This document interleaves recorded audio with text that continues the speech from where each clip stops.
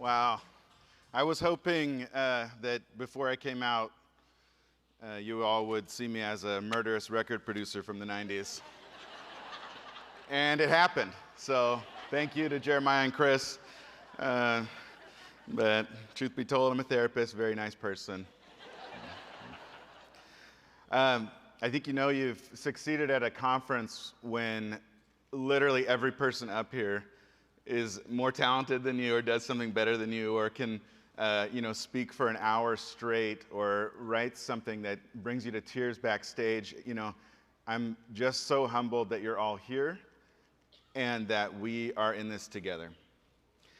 I did hear some feedback on the way in, and folks all they're saying is we love the conference, we just want more keynotes, more morning keynotes. If you could just get us in the same seat for the first half of the day.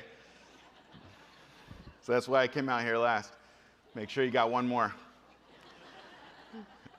In the early 2000s, I started out as a school counselor, quickly realized that it was going to take more than one person to meet the mental health needs of 700 students. And what I needed and wanted was a therapist. And at the time, I wasn't licensed. I had my PPS, which I felt pretty prepared. In fact, that's, those of you who don't know, PPS folks, really almost all the classes we take are mental health classes. So when I got to my first job and they said, you're going to be writing letters and what's UC Pathways?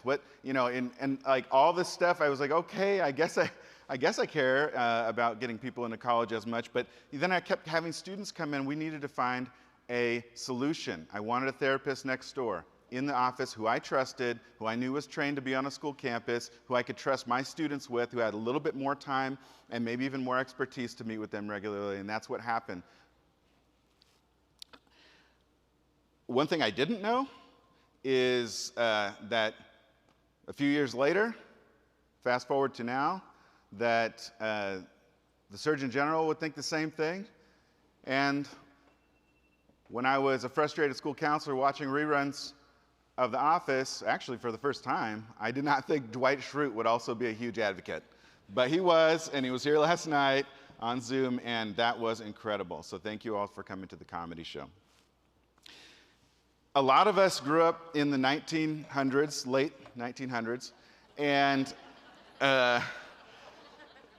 humble brag also, but some of us didn't. And so those of you who didn't, I want to kind of talk to you right now and say, in the 1990s, there was only a few different ways that you could get information very quickly.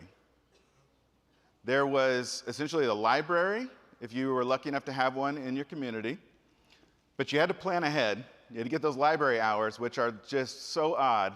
There's always like a Tuesday half day or something right when you need it.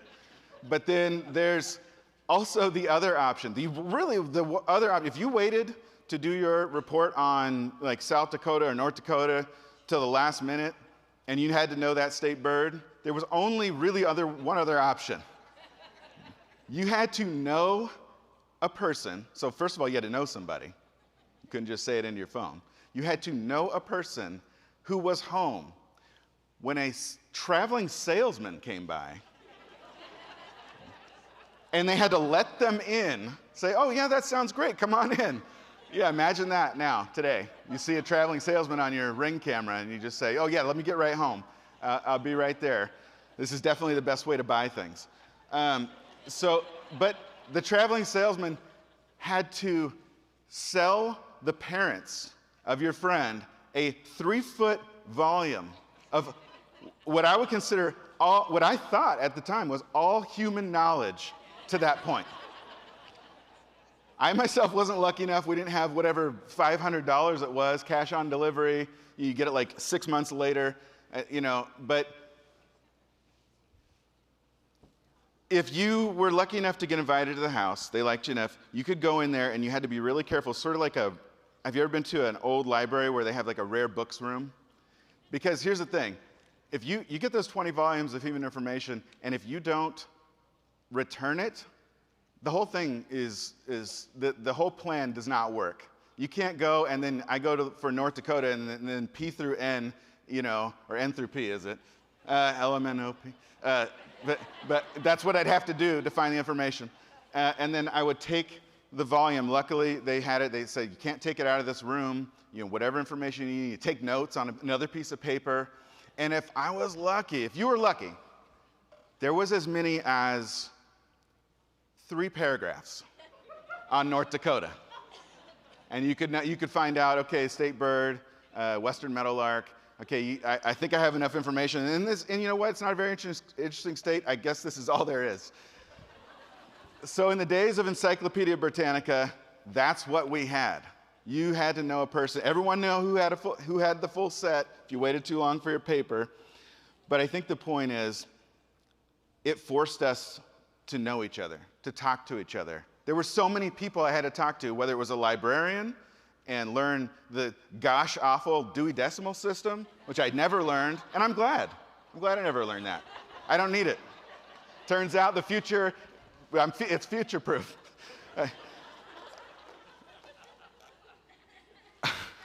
I want to take a second. I'm about to say something kind of sad. Okay. You know, in 1990, in America, about 3% of us reported having 0 close friendships. In 2021, that number had quadrupled to 12%. And that's not 1 close friendship. That's 40 million, the population of our great state, without 1 close friend. Can you imagine a future like that? But that's the present. How's that affecting our mental health? You don't have to know anybody anymore. I could offend 1,700 people this morning and still get everything I need from Walmart later today. Granted, I'll be eating the healthy choice frozen dinners alone, and that is a problem. We don't always see it as a problem. We see it as a convenience. We see it as a way to get more done.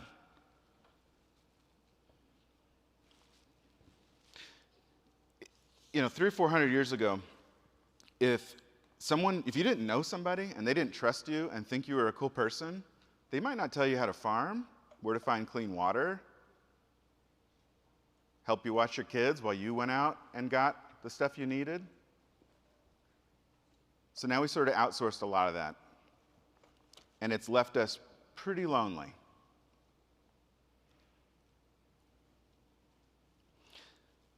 You know, Surgeon General Murphy came out with a report, 81-page report. Raise your hand if you took a look at it anyway. At least saw the front page. I'm not going to ask you to read it. 81 pages. It was on loneliness, the epidemic of loneliness in our country. And he used some stats from a very famous study that indicates that if you're lonely day after day, that's for your physical health. That's like smoking 15 cigarettes a day for your life expectancy, or 6 drinks a day. And it only compounds if you're also doing those things and you're lonely.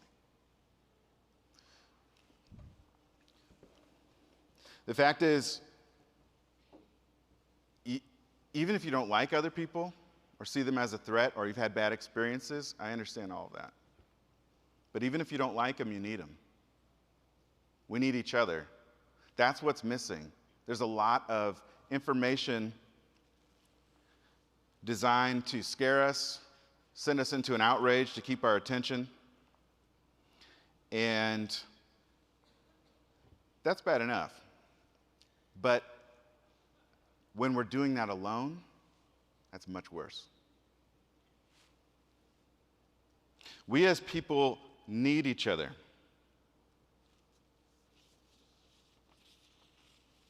I skipped a page here. Remember, I'm not the best speaker in this conference.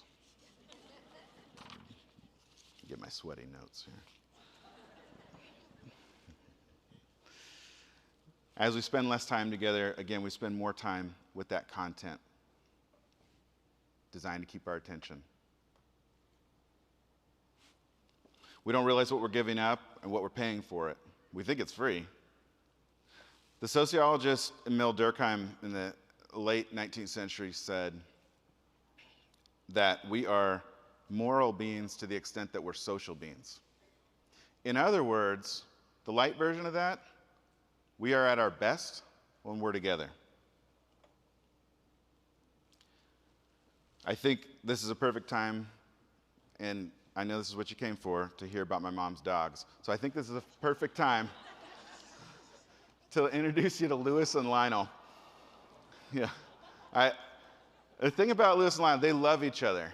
At first it was just Lewis. He was super lonely, he was by himself. And yes, Louis Armstrong, Lionel Richie. But they don't, no resemblance, but it's fun to think about. You know, they love each other. They spend every moment together. They hang out. They go on walks. Here's the thing, though. When they go on walks, if they get scared, they'll try to get off their leash and find out what they're scared about. And if they can't reach it, they do this super weird thing. They turn and fight each other. It's a real problem.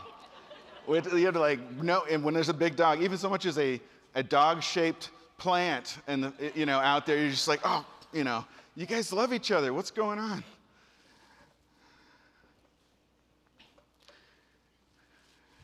I don't think it's really that strange, though. The more I thought about it and the more I thought about talking to you, we really do a couple things when we're faced with fear as people. One of our reactions is to scramble for more information and try to be in control, right? I want to know all about this threat.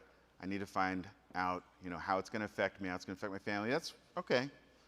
That's, to a point, that's good. But when there's endless information, that becomes a problem. The other option that a lot of folks tend to choose, including myself if I'm not paying attention, is I'll get outraged. What I'm seeing is wrong, so I'm angry. And I feel in control then, too. And actually, if I'm angry, I can just stop taking in new information altogether. Just kind of believe that I know what's best. Both of those, unfortunately, lead to disconnection from each other. And often, as adults, when we hear something or see something that scares us, we've sort of got to the point where we don't really want to tell anyone about it. It's vulnerable. It scares us. There's a time to fight. There's a time to get more information. But there's also a time to say to a friend or someone you trust, I'm scared. Can I talk to you? This last month, my son turned 10, Oliver, and we went to Legoland. He wanted to go to Legoland. We live fairly close to it. He's been there a few times. Up until now, there's one roller coaster. There's really only one roller coaster at Legoland. And those of you who have been, the Technic. It's just kind of off looming in the set. You don't really take your kids there. I'm happy to go to Legoland and just look at those little mini cities and hang out. But this year, now that he was 10, my son specifically said, I want to go to Legoland and I want to ride the Technic. And I said, you know what, Oliver, that's great. I love that for you. That's incredible. I can't believe, you know what? You know how nauseous I get. I'll be throwing up all day, so I will, it's not that I'm scared, but I will video you. I'll wait with you in line, and I'll just walk through. You're on your own, bud. So the problem is, when we got up to the front of the line, he said, Dad, I'm scared. Will you go with me?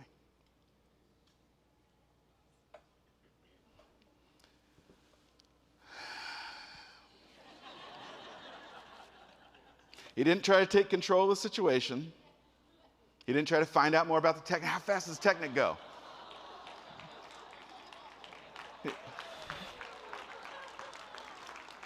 you imagine if I didn't go with him? This is sad enough as it is. And he didn't get angry and say, screw this, Dad, I'm 10, I'm going by myself. I don't need anything from you. How often do we do that? But he asked me, he acknowledged his fear, and he asked for help. So vulnerable, so simple, so childlike. But what can we learn from that? Is that what we need to do when something scares us? When he asked me that, and he said, vulnerably and honestly, I'm scared, will you go with me? He was inviting me into my ultimate purpose as a human being, as a dad. His vulnerability immediately made me, all my fears, my worries, the thoughts of throwing up the rest of the day, all the Dramamine I wanted to buy, everything. It left my mind. When he looked at me and he said that, there was no way I could walk through there, because he invited me not only into a meaningful purpose, but into close relationship. When we do that for each other, you may think being vulnerable, oh, that's kind of, that's not convenient. That's a waste of time. That's too much. I got to fight through this. Life's hard. It is hard. It's too difficult to not say, I'm scared. Will you go with me? We're all, you know where this is going. We're all 10-year-olds looking up at a roller coaster saying, not sure about this. I'm scared. Hoping someone will go with us.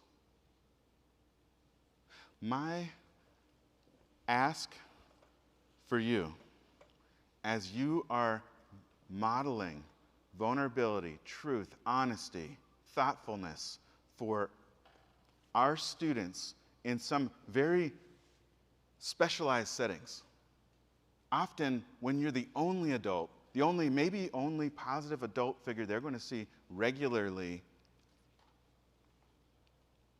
that year, sometimes in a lifetime, you need to have the courage to be able to say when you're scared, and make sure that there are people in your life who can say it to you. And we need to be able to say, I'm not so sure about something I saw in the news. If you were here last night, which at the comedy show, which I certainly wasn't. I don't know. I heard it was all PG, so I think I can't listen to that kind of stuff. But I heard that someone talked about, this end days and climate and everything else. When that stuff scares you, that's okay. Of course you're scared. Don't do it alone. That's all we really have. The cure for that loneliness, look around you. It's our willingness to connect. Again, don't be afraid to say, when you feel it, I'm scared, will you go with me? I'm so glad that you all are here and that I was able to share a moment with you. Thank you for being on the front lines of a mental health crisis, being the people day in and day out that are either advocating for our students, you're doing the work. This is the access piece. We're advocating right now, and then when you head back to school sites, to districts, to wherever you're headed back to, you are the access. So I just want to empower you, and I want to thank you for joining us here today. I want to thank the California Department of Education. I want to thank all of our incredible keynote speakers. I have learned so much. Next year we'll have maybe one more breakout, and try to fit them a little bit into a little bit less time. So thank you so much. Thanks to Chris and Jeremiah.